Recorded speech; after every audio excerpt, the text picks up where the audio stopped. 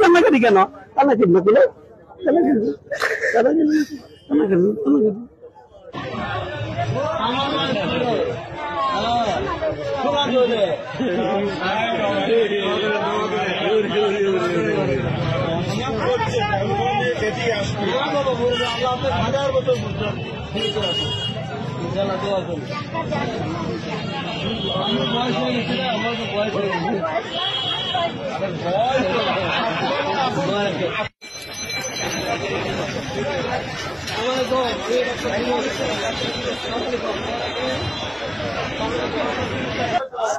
মুরব্বী আসসালামু আলাইকুম।